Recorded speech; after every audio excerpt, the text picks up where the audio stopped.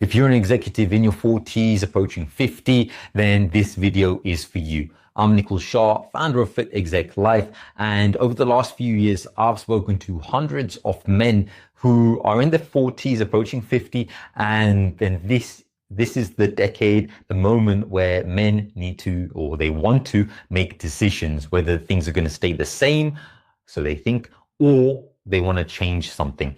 And so what I'm going to go through is first half of life versus second half of life, what I've realized, what the patterns are from the insides of the calls. And so what I realized is that the old scoreboard used to look like this. So old scoreboard. So it used to look like this. So in the 20s and 30s, this was all about making money so that eventually you can buy the house. And then after that, got the family. So got a family over here. And that's what happened. And as the 40s came along, then it was about doing more of this, as in making more money, maybe buying a bigger house and being there for the family. Now, what I've realized is in the 40s and in the early 50s is what is apparent and what's showing up now is a quiet internal panic. And it's not something which is just happens just like that. The trigger moments, what I've realized is either it's a health scare, it's or it's a 50th birthday coming up, or 45th birthday. That's a trigger moment where many men are realizing, hey, I need to change. And then also sometimes it can be looking at a photo of yourself on holiday and realizing, dang, you've let yourself go. Those are the moments which I've found are when men want to make a change, because ultimately where you may be right now is slower, heavier, less mobile, unable to sit down cross-legged on the floor, for example, could be weaker, not able to do pull-ups and push-ups, and then also labs, so blood work.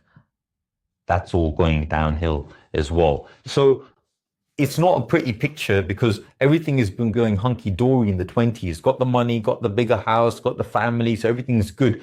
But the main thing, what's happening in your life, which is how you feel, isn't where you want it to be. Because ultimately, where you want it to be is want to be capable, physically capable, want to be stronger, want to be mobile, able to sit down with the kids, and ultimately enjoy the good years, like what you have, what not being morbid, but what years you have left, literally the next 30, 40, 50 years, however long you want to live.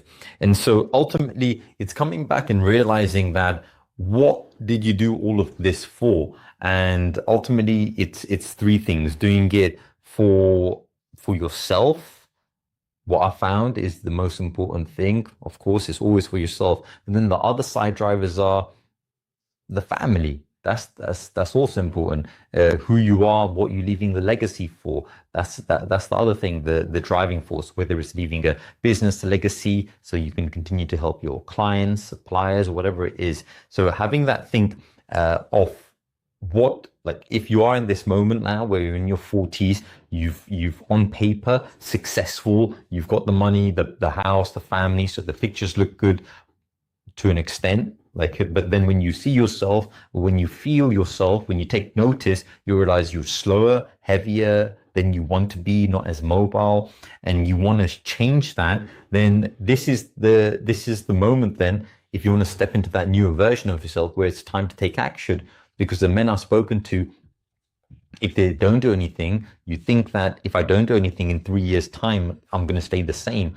When in fact, it doesn't work like that, because 3 years has passed, but your body has maybe continued to age even faster than you think it has been. So if you haven't got your blood work, go get your blood work done. If you haven't had that done in a while, do simple tests. How many push-ups can you do? How many pull-ups can you do? How long How long can you sit cross-legged for? How long can you do a plank for? How long can you jog without getting out of breath? There's so many little tests that you can do to see how strong and fit your body is. And these are the tests which like I'm still working out. I'm going to continue to be working out as long as I can. And this way, hopefully, bypass this midlife crisis because it can be on top of it. So that's what I wanted to go through today. This is an opportunity, a reminder if you're watching this right now that you're still in control.